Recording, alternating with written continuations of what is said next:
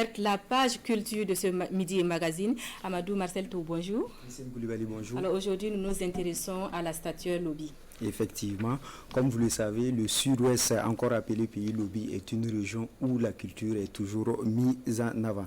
Les populations sont très attachées à leur tradition. Donc, au nombre de ces valeurs culturelles, il y a les statues et les statuettes des œuvres qui, aux yeux des peuples Lobi, donc, sont l'expression de la réalité. Les explications avec Amadou Ilboudou et Draman Dadian.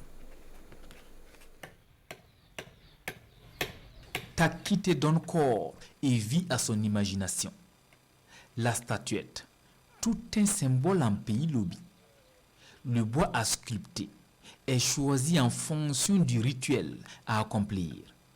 De la sculpture en bois sur commande. De simples œuvres d'art aux yeux du profane qui parlent pourtant aux initiés. Le sujet, notre sculpteur, l'aborde avec réserve sans dévoiler le secret. Depuis que l'homme est créé, pour laisser sa trace, il a commencé par la sculpture. Voilà. Sinon on allait se perdre. Si les ancêtres n'avaient pas laissé ça, nous, on n'allait pas hériter de ces ancêtres. Dans mes yeux, vous allez voir la tradition. Vous allez voir tout ce qui est traditionnel de chez moi. La statuette a bien sa place en pays Lobi. On la retrouve dans chaque famille, à l'entrée ou à l'hôtel des fétiches. L'explication, nous la trouvons ici, au musée des civilisations des peuples du Sud-Ouest. Le Lobi, par nature, il est beaucoup culturel. Et la statuette représente énormément pour le Lobi, parce que c'est en partie un objet rituel.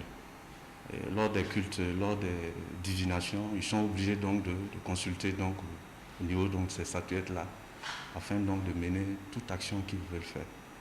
Voilà pourquoi vous vous rencontrez donc au niveau de beaucoup de concessions, donc ces statuettes.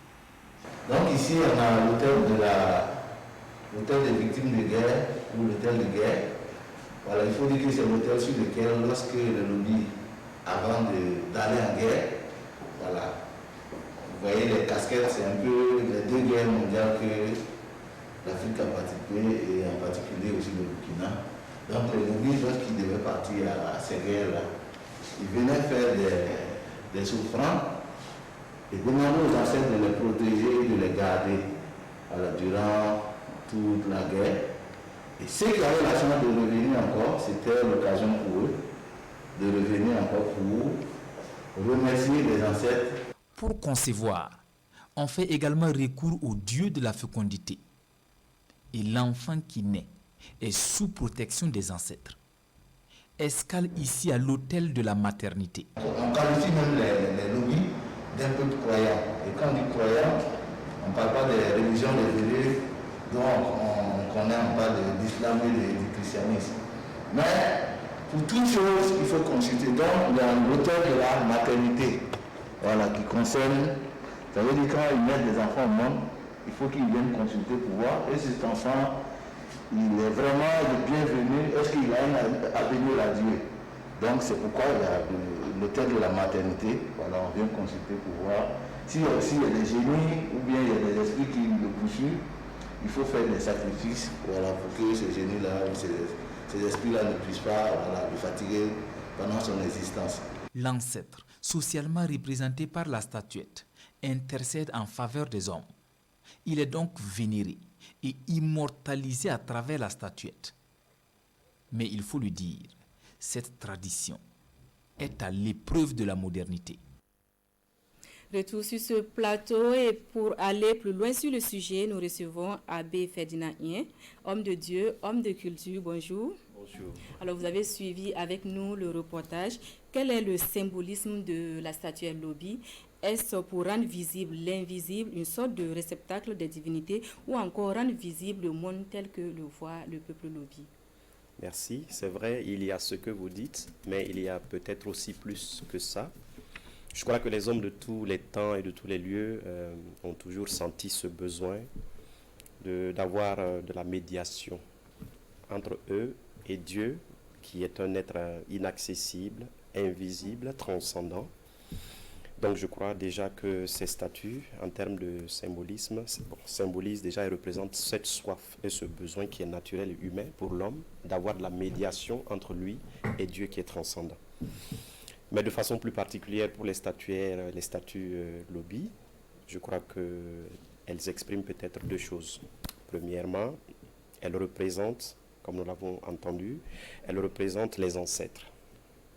Elle représente les ancêtres et les ancêtres occupent une place très importante dans la vie des peuples du Sud-Ouest. Donc, ils légifèrent sur la vie de ceux qui sont sur la terre, ils orientent, ils décident, ils peuvent blâmer, ils peuvent punir, ils peuvent sévir. Et bien sûr, ils peuvent aussi récompenser. Au regard de tout ça, est-ce qu'il convient d'appeler la sculpture, la statuaire Lobi, qualifier ça d'art ou d'artisanat, puisque l'utilité semble prendre un peu le pas ici sur l'aspect plastique et esthétique? Il y a les deux, mais beaucoup plus, je crois que les sculpteurs se soucient de l'aspect fonctionnalité de l'art, parce que chez les peuples du Sud-Ouest, l'art pour l'art est très moins bien perçu. Donc on sculpte et on donne un sens à la sculpture. C'est ça qui est préoccupant. Voilà, je crois que c'est ça. Alors, on parle de statut, on parle de modernité. Dites-nous, quel est l'impact même de cette modernité sur ces statues Lobi?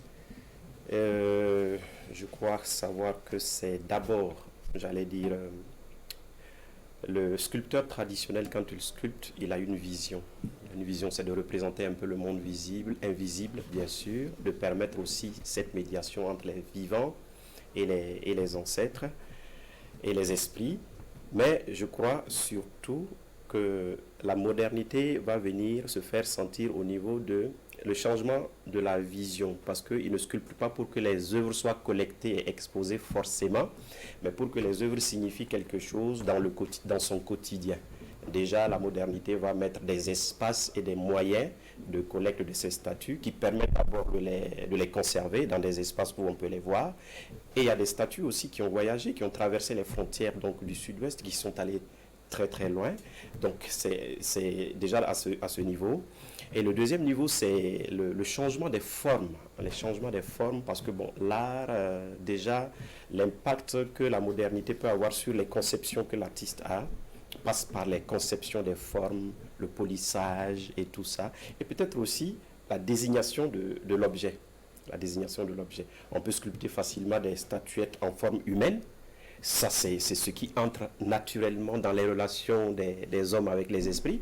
Mais la modernité aussi va donner l'occasion aux sculpteurs de sculpter des choses qui ne sont pas des formes des arts, des objets d'art qui ne sont pas des formes humaines et qui ont d'autres fonctionnalités. Rendre beau un espace, et décorer un espace, ce n'était pas d'abord ça. Est-ce un atout ou un inconvénient? C'est les deux choses. Je crois que c'est un atout parce que nous sommes déjà dans un monde qui est globalisant et qui évolue. Je crois qu'on doit pouvoir être un peu souple à ce niveau pour pouvoir intégrer un peu tous ces aspects de modernité là dans notre art. Okay. La région du Sud-Ouest est fortement christianisée. On parle de tradition, on parle de christianisme. Comment concilier les deux? Ce n'est pas facile. C'est une cohabitation qui est plutôt difficile et qui s'exprime par deux attitudes fondamentales.